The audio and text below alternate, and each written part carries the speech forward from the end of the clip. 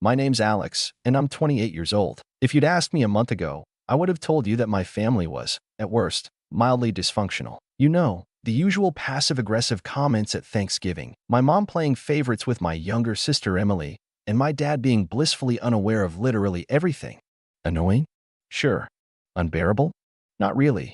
But then Emily's wedding happened, and I realized something. My family doesn't just have favorites, they have a main character. And spoiler alert, it's not me. A little background here. Emily is 25, and to say she's been treated like royalty her entire life would be an understatement. I mean, this is the girl who threw a tantrum at 16 because my parents got me a used car and she wanted a brand new one when she turned 16, too. And guess what? She got it. She's the golden child, the princess, the one who can do no wrong, even when she's very, very wrong. Me? I was the older sibling who had to set a good example, which was basically code for do everything right but get none of the praise. If I got a B on a test, my mom would shake her head and say, "Alex, you're capable of more." Meanwhile, if Emily passed with a C dash, it was time to break out the balloons and cake. Anyway, I knew going into Emily's wedding that I wasn't going to be the star of the show. Obviously, it was her wedding, and I was happy to just be a supportive sibling, smile for the pictures, and get through the day without any unnecessary drama.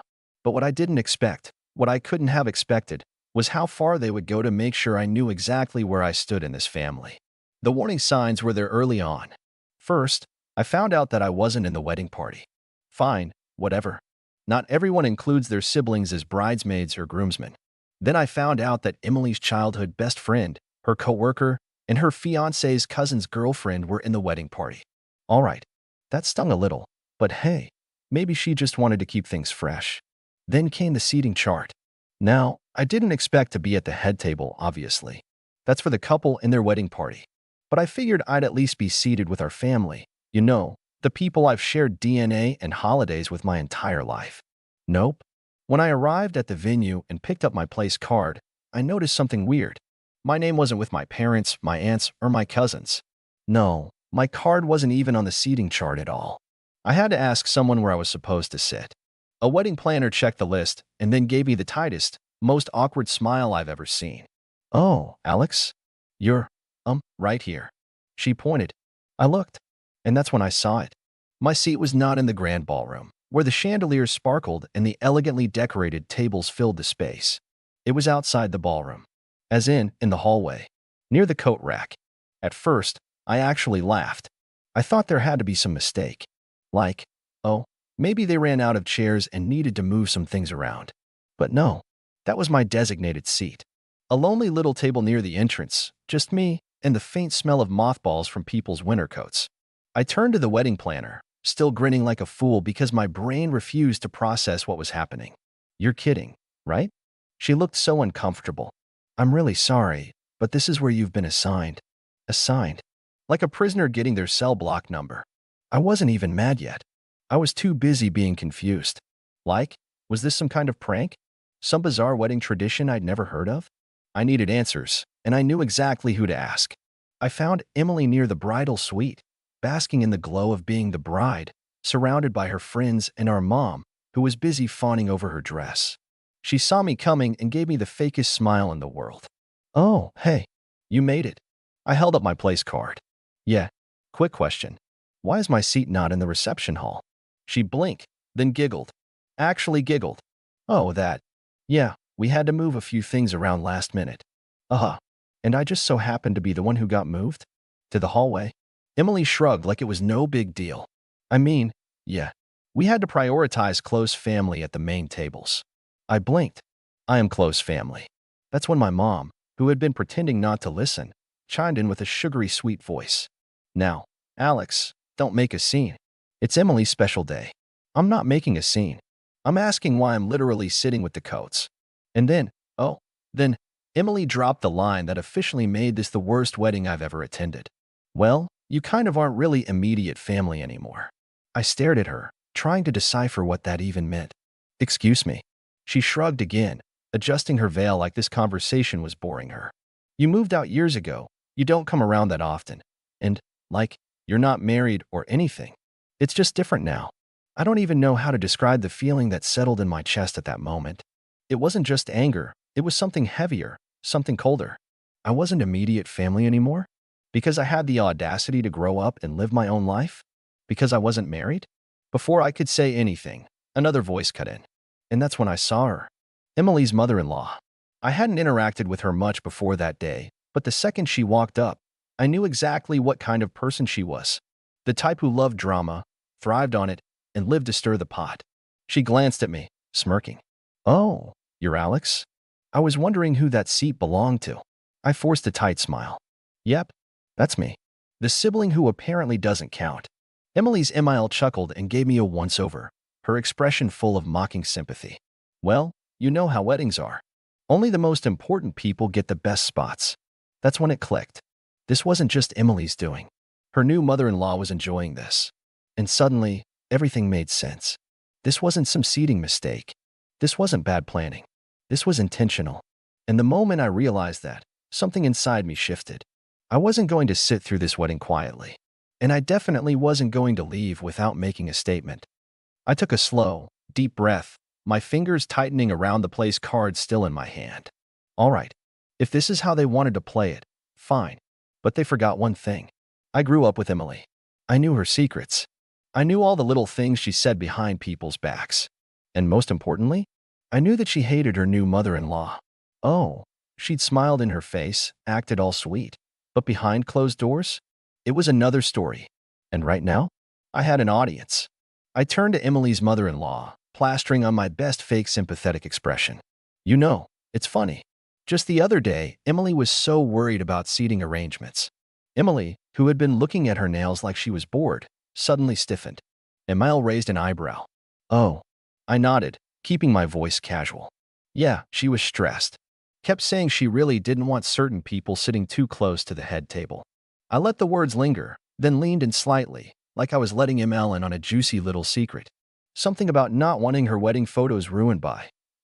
What was it, Emily? I turned to her, tilting my head. "Oh, right. By someone's tacky dress sense." A hush fell over the little group. Emile's smirk disappeared in an instant. "Excuse me." Emily's face drained of color. "Hey, Alex, but I wasn't done." "Oh, and remember how you were so worried about speeches? You were really stressed about what certain people would say." I gave Emile a pointed look. "I believe your exact words were, 'If she gives a speech, I swear to God, I'll lose my mind. She's so embarrassing, she'll probably try to make the whole thing about herself.'" Emile's expression darkened. Emily made a strangled noise, reaching for my arm. "Can I talk to you for a second?" I pulled away, pretending to be confused. "Why?" "I thought we were having a family conversation. Since I'm not immediate family, I figured I'd at least try to get involved somehow." Emile turned to Emily, her eyes narrowing. "Is that true?" Emily let out a nervous laugh, shaking her head. "No, of course not. Alex is just, oh, and don't forget the bachelorette party." I gasped, smacking my forehead. Silly me. How could I not mention that? I turned back to Emile. "You know, the one where Emily spent half the night complaining about you? Said she was counting down the days until she didn't have to fake nice anymore? Said she was only tolerating you because she didn't want to start her marriage off with drama. That was it. That was the kill shot." Emile's mouth fell open. My mother, who had been standing awkwardly to the side, looked horrified. My dad, who had been completely clueless up until now, actually took a step back like he wanted to pretend he wasn't part of this. Emily's friends, the bridesmaids, started whispering amongst themselves, sending each other wide-eyed glances. Emily, meanwhile, looked like she was about to burst into flames. Her lips were moving, but no sound was coming out. And then, Emile turned on her. "You ungrateful little brat." I had to bite my tongue to keep from smiling. Because, oh, this was about to get good. "You think you can just use me?" Emile's voice was sharp, angry. "After everything I've done for you? The money I put into this wedding? The favors I pulled?" She gestured wildly toward the ballroom, her perfectly manicured nails flashing under the chandelier lights. "And this whole time, you've been running your mouth behind my back?" Emily stammered. "I didn't." Emile turned to my parents. "You knew about this? You raised her to be this kind of snake." My mother looked like she was going to faint. "Of course not. Emily would never." "Oh, don't even try," I cut in, shaking my head. "You absolutely knew. You just didn't care." I let out a fake sigh. "I mean, you did raise her to think she's the most important person in the world. Kind of makes sense she'd start treating everyone else like garbage, huh?" Mom's face twisted with anger. Alex, stop it. Why? I asked, crossing my arms. Because I'm causing a scene? Huh. Funny how that only matters when I'm the one speaking up. Didn't seem to be a problem when Emily literally shoved me out of the reception. By now, people were definitely staring. The whispers had grown louder. Guests were turning their heads, murmuring amongst themselves. Even the groom, who had been missing this whole time, finally wandered over, his brows furrowed. What's going on? Emile rounded on him next. What's going on is that your wife is a backstabbing little brat who's been insulting my family this whole time. The groom blinked. Wait, what? Emile jabbed a finger toward Emily, who looked like she wanted the ground to swallow her whole. She's been running her mouth about me for months, complaining about my dress, my speech, my presence, saying she's only putting up with me until she doesn't have to anymore. The groom turned to Emily slowly. Did you actually say that? Emily shook her head furiously. No. I mean, well, not like that. Emile scoffed. Oh, not like that? Oh, please. And here I was, thinking you actually cared about this family. And just like that, it was officially a war zone. Emile and Emily were snapping at each other. My mom was trying to calm everyone down, which wasn't working. My dad looked miserable, like he wanted to walk into the ocean. The groom was still just standing there, looking like someone had just hit him in the face with a frying pan. Meanwhile, I just stood there, watching the destruction unfold, sipping my champagne like I was at a Broadway play. And I'll be honest, it was beautiful. But the best part? The absolute cherry on top? I wasn't done yet. Emily's voice was climbing in pitch, her hands shaking as she turned to her new husband. You believe her over me? She shrieked, gesturing wildly in my direction. Her husband, to his credit, was still trying to process everything. His jaw was clenched, his expression shifting between disbelief and embarrassment as guests openly stared at them. I don't even know what to say, Emily, he muttered, rubbing his forehead. I mean, did you say that stuff? Emily scoffed. I know. It was taken out of context. I raised an eyebrow. Out of context? Oh, right. That classic excuse. I put on my best mocking voice. Oh no, I was just venting. I made air quotes. Oh no, I didn't mean it that way. My voice flattened. Give it up, Emily. You got caught. And, let's be honest, if I didn't say anything, you still wouldn't have cared. Emile, whose fury was only growing, turned to my parents. And you're just okay with this? Mom's mouth opened and closed like a fish. She looked desperate to say something that would salvage the situation. We don't condone. Oh, cut it, I said, waving a hand. You absolutely knew she felt this way, and you still let her pretend to be the perfect daughter-in-law. I clicked my tongue. Guess it's all about keeping up appearances, huh? Emily screamed. You're ruining my wedding, Alex. I looked around dramatically. Oh, I'm ruining it? Sorry, didn't realize I was the one treating family members like dirt and trash-talking the mother of the groom. I turned back to the guests, many of whom were staring with wide eyes. What do you guys think? Who's really to blame here? A few people averted their eyes, not wanting to get involved. But one of the bridesmaids, Emily's own bridesmaid, whispered something to the woman next to her. And that woman? She let out a laugh. That only made Emily angrier. You think this is funny? She hissed, whipping toward them. The bridesmaid's lips twitched. I mean, kinda? Oh, this was getting good. Emily's hands curled into fists, but before she could explode again, I decided to wrap things up. Because, frankly, I was bored. I let out a dramatic sigh, shaking my head. Well, this has been lovely, really. Just a fantastic experience, but I think it's time for me to go. Emily scoffed, throwing up her hands. Fine. Go. I grinned. Oh, don't worry. I will. Then, I turned toward the gift table, scanning the pile of expensive-looking presents stacked near the front. And there it was. My gift. The one I had spent weeks picking out. The one that had taken actual effort, thought, and more importantly, money. Emily followed my gaze, and her eyes went huge. Alex. No. I strolled over, humming to myself as I plucked the gift from the table. Emily's jaw dropped. Are you seriously taking it back? I gave her a deadpan look. Why would I leave it? Apparently, I'm not real family, right? I let out a fake gasp. Oh my God. What if I accidentally contaminated it with my servant germs? I clutched my chest dramatically. Wouldn't want to taint your precious married life. Emily's face turned a dangerous shade of red. You're such a child. I shrugged, clutching the box under one arm. Maybe. But at least I'm not a fake, lying, two-faced brat who pretends to be sweet while talking bad about people behind their backs. I turned toward Emil, whose fury still hadn't subsided. Hey, Emil, good luck with this one. I give it a year. Emil actually laughed.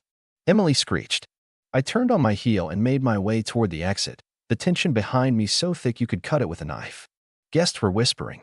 The music had stopped completely. The atmosphere had completely shifted from celebratory to full-blown disaster. And honestly, I loved it. As I reached the door, I paused, looking back at the chaotic scene behind me. Emily was still arguing with Emil. My parents looked like they wanted to disappear into the floor. The groom was just standing there, like he was reconsidering his entire life. And me? I gave a little wave, a smug smile tugging at my lips. Enjoy your perfect wedding, sis. Then, I walked out. I didn't look back after I walked out of that disaster of a wedding. I didn't need to. I already knew the damage had been done, and honestly, it was more satisfying than I could have imagined. The moment those doors shut behind me, I let out a slow breath and adjusted the weight of the wedding gift under my arm. Petty? Maybe. Satisfying? Absolutely. I drove home in silence, letting the night settle around me, my mind replaying every detail of what had just happened. My sister's shrieking, my mother's panicked expression, my father's silence, Emil's absolute rage, it was all golden. But I knew, the fallout was just beginning. And I was right. The next morning, my phone was flooded. Calls, texts, missed voicemails. It was like my entire family had suddenly remembered I existed. My mother had left 7 voicemails, her voice switching between desperate pleading and absolute fury. Alex, what were you thinking? You've humiliated your sister on the biggest day of her life. Call me back now. Alex, honey, please. We can talk about this. Just come over. Let's work this out. That was the most immature, selfish thing I have ever seen. I hope you're happy. I hope you enjoy destroying your sister's wedding. Oh, I did, Mom. I really did. But my sister's messages? Even better. It's over between us. How could you do this? You ruined everything. I can't even look at my wedding photos because of you. You took back your gift? Are you serious? What kind of person does that? I hate you. I really hate you. I grinned as I scrolled through them, sipping my coffee. If Emily thought a few angry texts were going to make me feel bad, she didn't know me at all. But what really caught my attention? The text from my dad.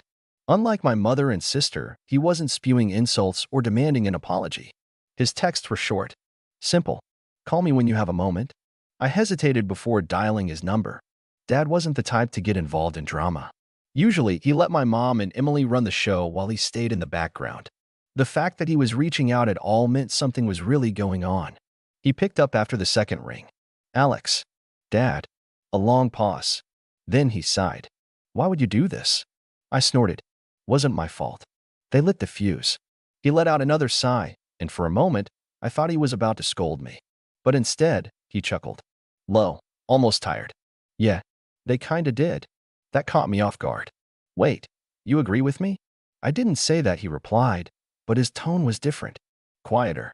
But I saw what happened. And I saw how your mother and sister treated you. It wasn't right. I leaned back in my chair. So, what?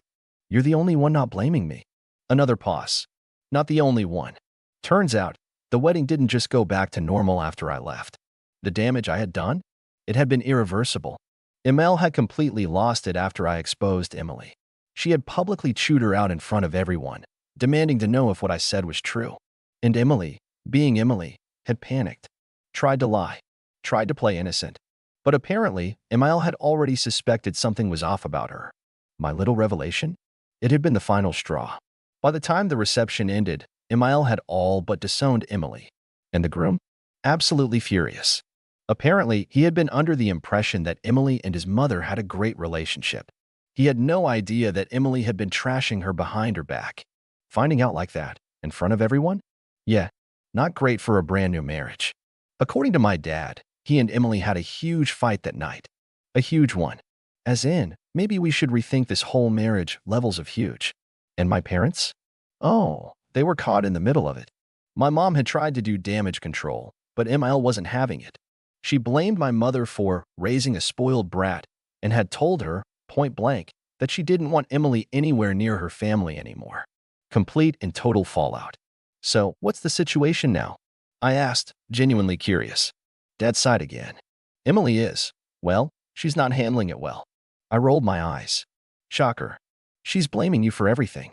She thinks if you hadn't said anything, none of this would have happened. I let out a laugh. Oh, of course she does. God forbid she actually take responsibility for her own actions. Dad was quiet for a moment. Then, he said, she wants you to apologize. I actually choked on my coffee. Apologize. She thinks it's the only way to fix things, he continued. She thinks if you just take the blame, maybe ML will forgive her, and things can go back to normal. I couldn't stop laughing. Yeah, that's not happening. I figured, Dad said. And then, in a lower voice, I don't think you should, anyway. That actually made me pause. Wait, seriously. I told you, Alex. I saw what happened. And honestly, maybe it's about time someone called her out. That meant more to me than I wanted to admit. So, what now? I asked. Dad sighed again. Your mom is still trying to patch things up with Emil, but I don't think it's going to work. Emil is furious. The groom? He's barely speaking to Emily. And as for Emily, he hesitated. Well, she's a mess. Good. I didn't say it out loud, but I wouldn't lie to myself about how I felt. My sister had spent years making me feel like an afterthought, treating me like I wasn't good enough, like I didn't belong. And now? Now she was facing the consequences of her own actions. It was about time. Anyway, Dad continued, I just thought you should know what's going on. Your mother will probably try to call you again. She can try, I said, shrugging. I'm not answering. Dad let out a short laugh. Can't say I blame you. And that was that. It's been a few weeks since the wedding, and honestly, I haven't spoken to my sister since. She still refuses to take responsibility, still blames me for everything, and still expects me to fix it all. But I won't. I don't regret what I did. If anything, I'm proud of it. As for the marriage, well, let's just say that I wouldn't be surprised if it doesn't last. So, what do you guys think? Was I too petty? Should I have just played along? Or did my sister get exactly what she deserved? Let me know. I could use a good laugh. No, stupid. It's for you. Oh, I guess I'm really stupid. Ha ha ha ha Ha ha. ha. Why are you being nice to me? Because you are my stepbrother. Why not be nice to you? At home. Kids, where were you? We were in McDonald's, Mom. Oh, you got me one Big Mac too. No, stupid is all for myself. Young lady, don't call your father stupid. No, honey. It's okay. She can call me whatever she wants. Okay, and let Philip call you Dad. No, Why not? because, See, you don't even have a reason. Young lady, you're grounded. Ugh. Storms off. Give him death stare. Oh, no. Runs. Goes to Eliza's room. Eliza, Yes? I want to know, how old are you? You go first. I'm 15. Haha, I'm older. Okay, then tell me your age. Mrs. Ha, I'm older. I'm 16.